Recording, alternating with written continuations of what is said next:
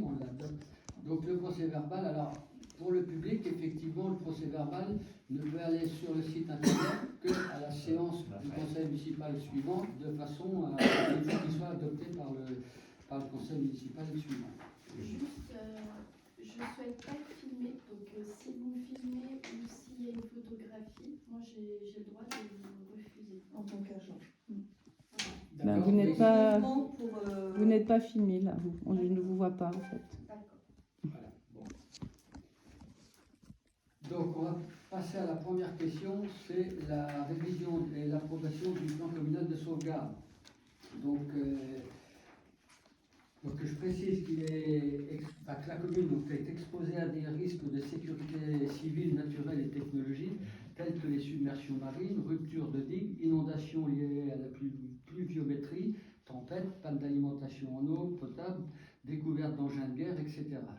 Donc le maire ajoute qu'il appartient donc à la mairie d'informer les administrés sur les risques et de prévoir, organiser et structurer l'action communale en cas de crise afin de prendre d'urgence toutes les mesures utiles en vue de sauvegarder la population, d'assurer la sécurité et la salubrité publique et de limiter les conséquences des événements potentiels graves et susceptibles de se produire sur le territoire de la commune. Donc on a travaillé, il y a eu un groupe de travail qui a pratiquement représenté l'ensemble des conseillers. Nous avons travaillé avec un organisme, une association de seniors bénévoles au service du développement éco et social. C'est le CTI, Échange et Consultations Techniques Internationales. Donc c'est des gens très compétents qui nous ont accompagnés à la rédaction de ce document. Alors c'est un document qui est à la disposition bien sûr des élus, mais qui est à la disposition du public également. Il y a plein de choses intéressantes à savoir et il faudra s'en imprégner. On peut dire aussi qu'on va faire en septembre, la date n'est pas prévue, mais on va faire une opération, je dirais un test grandeur nature pour mettre en application ce fameux plan communal de sauvegarde et voir les problèmes éventuellement qui pourraient surgir et les dysfonctionnements parce que c'est pas forcément simple à mettre en œuvre. Donc vous avez reçu le document par mail, avez-vous des questions par rapport à cette question? Il faudra modifier le plan de rassemblement de plan. Il n'a pas été modifié. Ça n'a pas été modifié déjà? Ok. Juste ça. D'accord. Donc, y a-t-il d'autres observations, d'autres questions? Donc, qui est pour l'adoption de ce plan? Je vous signale que c'est obligatoire. Ok. Je vais passer la parole maintenant à Madame Lorette pour nous parler de la fonction publique, la mise à jour du tableau des effectifs suite à des avancements de grade sur l'année 2023. Non, c'est pas ça. Si j'ai Détermination oui. du ratio promus-promouvable Voilà. promouvable pour les avancements de grade. Voilà, c'est ça la première. Donc, pour tout avancement de grade, le nombre maximal de fonctionnaires pouvant être promus est déterminé par un taux appliqué à l'effectif des fonctionnaires remplissant les conditions pour cet avancement. Une délibération doit fixer ce taux, appelé ratio promus-promouvable, pour chaque grade accessible par la voie de l'avancement de grade. Il peut varier entre 0 et 100%. Cette modalité concerne tous les grades d'avancement, sauf ceux du cadre d'emploi des agents de police municipale. Le précédent conseil municipal s'était prononcé en date du 24 décembre 2015 sur le taux... 24 septembre, merci, 2015. Sur le taux de promotion d'avancement de grade.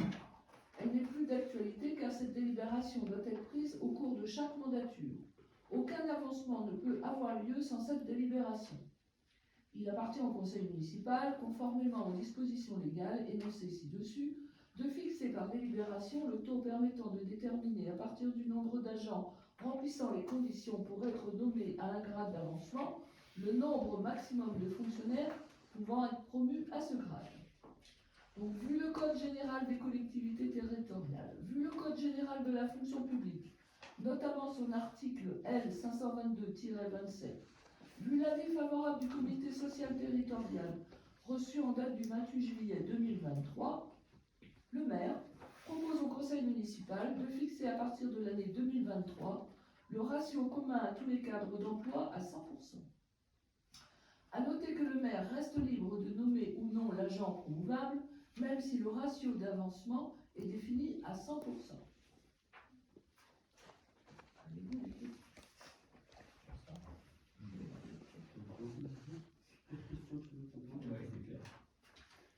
Donc, pas de questions. Donc, qui est pour? Donc, à l'unanimité. Merci. Comme tu es bien parti, Anaïs, tu vas pouvoir parler justement du tableau. Alors, fonction publique, mise à jour du tableau des effectifs suite à des avancements de grade sur l'année 2023. Donc, on rappelle aux membres du conseil municipal que conformément à l'article 34 de la loi du 26 janvier 1984, les emplois de chaque collectivité ou établissement sont créés par l'organe délibératif de la collectivité ou de l'établissement. Il appartient donc au conseil municipal de fixer des emplois à temps complet et non complet nécessaires au fonctionnement des services communaux, même lorsqu'il s'agit de modifier le tableau des emplois pour permettre des avancements de grade. Le centre de gestion des Côtes d'Armor a adressé la liste des agents de la commune promouvables à un avancement de grade au titre de l'ancienneté ou au titre de l'examen au titre de l'année 2023. Cette modification préalable à la nomination entraîne la suppression de l'emploi d'origine et la création de l'emploi correspondant au grade d'avancement. Donc, vu le tableau des effectifs, vu l'arrêté du maire définissant les lignes directrices de gestion, vu le tableau des avancements de grade en 2023 adressé par le centre de gestion des Côtes d'Armor, le maire propose au conseil municipal la suppression et la création des emplois suivants à compter du 1er septembre 2023. Filière technique, suppression. Technicien principal de deuxième classe à temps complet. Création. Technicien principal de première classe à temps complet. Suppression. Adjoint technique principal de deuxième classe à temps complet. Création. Adjoint technique principal de première classe à temps complet. Suppression. Adjoint technique territorial à temps complet. Création. Adjoint technique principal de deuxième classe à temps complet. Suppression. Adjoint technique territorial à temps complet. Création. Adjoint technique principal de deuxième classe à temps complet. Filière police municipale. Gardien brigadier à temps complet. Suppression. Et donc la création. Brigadier chef principal à temps complet.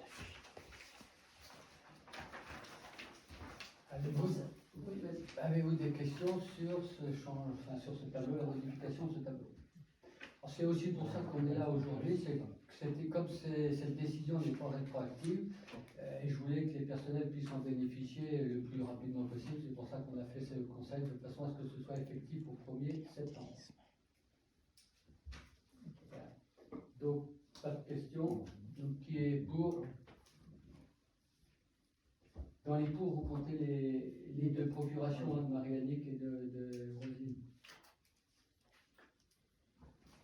Alors, fonction publique, recrutement d'un agent polyvalent et autorisation de recruter un contractuel sur le fondement de l'article 3.3 alinéa 1-3.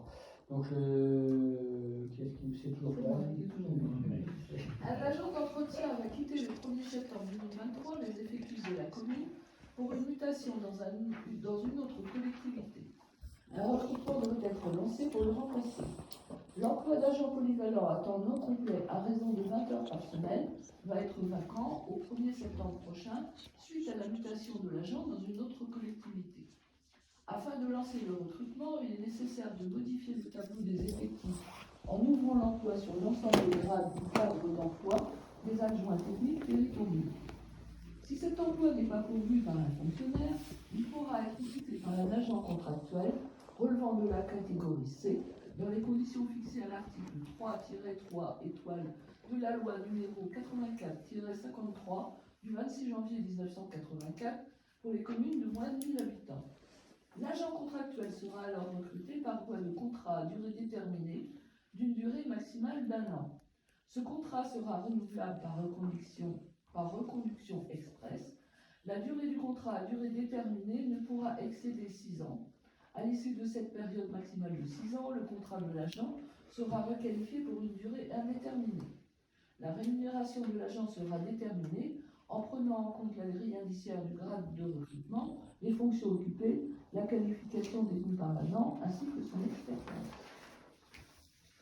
À niveau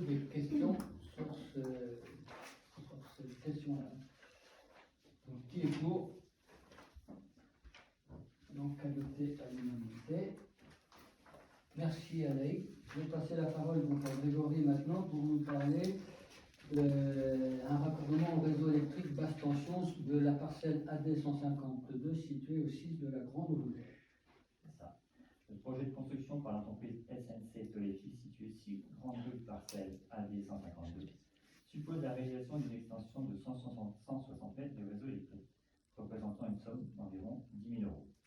Cette somme doit donc, puisque relatif à un équipement public, être pris en charge par la commune. Il en résulte que les travaux d'extension du réseau électrique nécessaires à l'opération autorisés doivent être pris en charge par la commune. En effet, en raison de la longueur de l'extension à réaliser de plus de 100 mètres, les travaux sont relatifs à des équipements publics qui doivent être pris en charge par la commune, article L111-11, L332-6, 332-15 du Code de l'urbanisme. En gros, on va mettre le raccordement pour les filles et ça sera en gros remboursé par la taxe en général qui est. C'est la taxe d'équipement. Voilà, l'équipement qui comprend ça. Est-ce que vous avez des questions sur ça? Non, est-ce que vous êtes pour?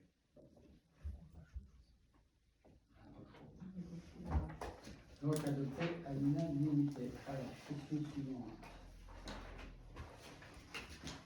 Alors, autorisation de lancer un appel d'offres pour le renouvellement de contrat d'assurance. On l'a fait il y a 1 an, rappelez-vous. Ça a été une grosse opération, sauf que il y a eu la dénonciation de notre assureur sur deux risques encourus, c'est-à-dire la responsabilité civile et la dommage ouvrage. Donc les contrats, il convient donc de procéder à une nouvelle mise en concurrence dans les formes et procédures prescrites par les dispositions du Code de la commande publique, afin que de nouveaux contrats soient mis en place pour le 1er janvier 2024, et ce pour une durée de 6 ans, on espère. La commune a missionné le cabinet Arrima Consultant Associé pour l'assistance à la passation d'un marché d'assurance. De ce fait, il est demandé au conseil municipal d'autoriser monsieur le maire à préparer cette mise en concurrence et procéder au lancement du dossier de consultation dans le but de renouveler les contrats d'assurance de la commune. Avez-vous des questions sur ces histoires d'assurance? Il n'y a pas de... La sinistrabilité est de 0, il n'y a pas de raison. Alors c'était un cabinet qui était notamment, il y avait un courtier, un assureur allemand qui visiblement se désengage de la France. Du coup, ils ont la possibilité, 6 mois avant l'échéance anniversaire du contrat, ils ont le droit de dénoncer, donc on n'a rien à dire. Donc ils ont dénoncé la responsabilité civile et la dommage ouvrage. Voilà. Et malgré une sinistrabilité de 0.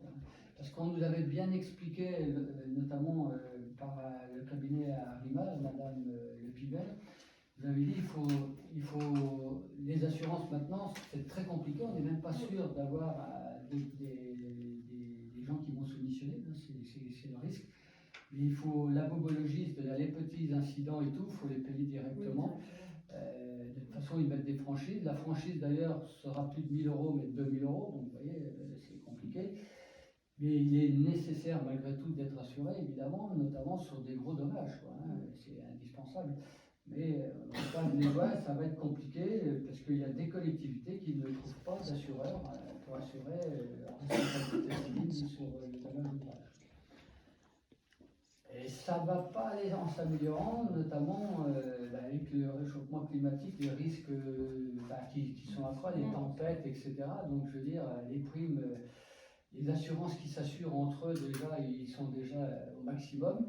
Et ça va être compliqué. Mais néanmoins, on va lancer la consultation. Comme c'est complexe, c'est pour ça que l'on a missionné le cabinet Arrima, parce que vous l'avez vu l'année dernière, rappelez-vous, c'est quand même... ça veut dire qu'il faut être sachant pour pouvoir prendre des décisions. On est bien éclairé avec ces gens-là. En espérant qu'on fasse pas un an et qu'ils nous reviennent. Mais ça, malheureusement. Voilà. Donc, qui est, s'il y a d'autres questions, remarques, donc, qui est pour qu'on lance la consultation, donc à l'unanimité, merci. Ça c'est fait. Donc voilà, les questions du conseil municipal ont été donc, toutes vues. Je vais vous faire lecture maintenant des décisions prises dans le cadre des délégations accordées au maire, mais aussi aux conseillers délégués. On ne l'avait pas fait la dernière fois parce qu'on avait eu un problème technique. Là, cette fois-ci, donc, depuis conseil municipal du 29 mai. Voilà les dépenses que l'on a engagées. Donc, décision du 20 juin 2023, signature d'un devis avec IS Électrique pour l'achat de pavés LED pour le changement d'éclairage de la salle polyvalente pour un montant de 380,55 €. La décision du 26 mai 2023, signature d'un devis avec Colas Côte d'Émeraude pour la réfection de la chaussée boulevard du Vieux-Château pour un montant de 50 358 €. La décision du... Ça, c'était une décision de conseil municipal d'ailleurs. Décision du 30 mai 2023, signature d'un devis avec Wurt pour l'achat d'un disque diamant découpeur d'asphalte pour un montant de 722,40 €. Décision du 5 juin 2023, signature d'un devis avec Amplitude Service pour l'achat de produits nettoyants pour les véhicules d'un montant de 518,60 €. Le 6 juin 2023, devis donc avec Espace Créatif pour l'achat de 6 jardinières City rectangles pour un montant de 4126,40 €.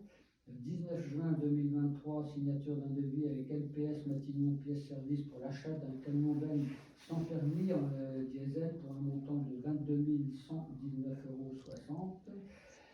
Le 30 mai 2023, c'est pas le bonheur, c'est pas très grave, signature donc d'un devis avec Motoculture Pièces Service Dinan pour la réparation du brûleur, enfin d'un brûleur pour un montant de 889,46 €. Le 20 juin 2023, signature d'un devis avec Média Graphique pour l'impression de 1000 Jaguin pour un montant de 2175,80 €. Décision du 26 juin 2023, signature d'un devis avec Comptoir de Bretagne pour l'achat de vaisselle pour 3 salles de la commune pour un montant de 1187,84 €. C'est un complément pour la salle des fêtes, la salle, Salle polyvalente. salle polyvalente Complément polyvalente, mais surtout pour la maison de la mère et le centre et le centre culturel. Voilà. Voilà. Excusez-moi, chers collègues, d'avoir prononcé. Donc, signature avec l'atelier Fanic pour l'achat de 2 panneaux avec vue aérienne pour le PCF, enfin, pour le fameux plan communal de sauvegarde. C'est la carte que vous voyez là-bas, ça va nous permettre, si jamais il y a un peu de caisse, de pouvoir travailler sur la carte pour mettre en place les différents services qui seront à mettre en œuvre.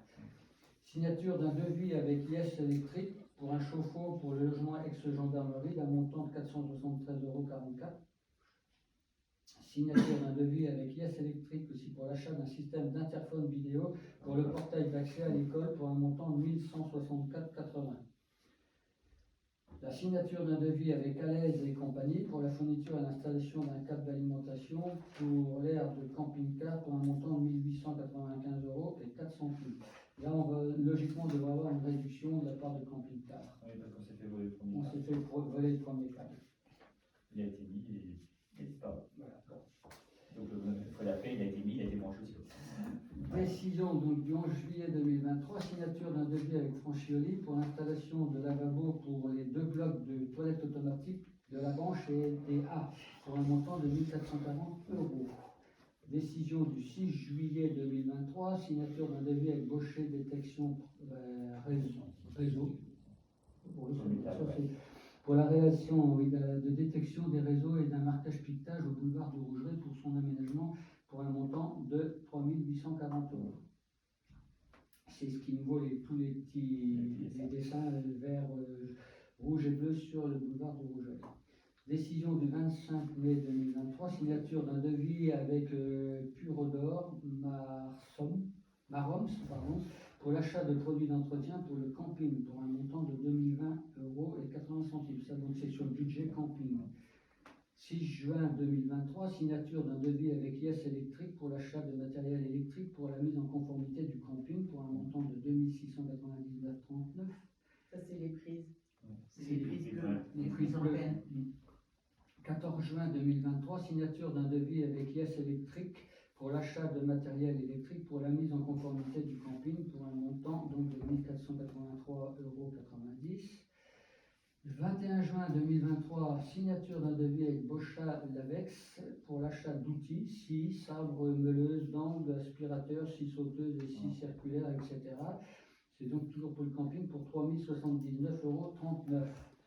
Notre agent n'avait pas suffisamment de matériel, il fallait donc l'équiper. Les agents sont équipés. Le 22 juin, signature donc d'un devis avec le groupe Pierre Le Goff pour l'achat de produits d'entretien pour le camping pour 3 829,22 €. 19 juin 2023, signature d'un devis avec Digi Solutions pour la réalisation d'un diagnostic réseau Wi-Fi Internet pour les campeurs au camping pour un montant de 758,40 €. Le 19 juin 2023, signature d'un devis avec Digi Solutions pour l'installation d'une antenne satellite et d'un portail captif pour améliorer le réseau Wi-Fi offert aux campeurs sur le camping pour un montant de 2765,98 €. Le 20 juin 2023, signature d'un devis avec la coopérative maritime pour l'achat d'un mégaphone pour la mise en conformité du camping pour un montant de 270 €. C'est pour faire des appels, notamment en cas de problème de submersion ou d'incendie, etc. Signature d'un devis avec la coopérative maritime pour l'achat d'avertisseurs de brume pour la mise en conformité du camping pour un montant de 51,11 €. 28 juillet 2023, signature d'un devis avec Pure d'Or Marson, bien fort, pour l'achat de produits d'entretien pour le camping, toujours pour un montant de 371,21 €. Voilà les dépenses qui ont été effectuées depuis le 29 mai dernier. Donc ça, c'est tout pour information. Voilà. Donc le conseil est terminé. Je vous remercie et je vous souhaite une bonne soirée.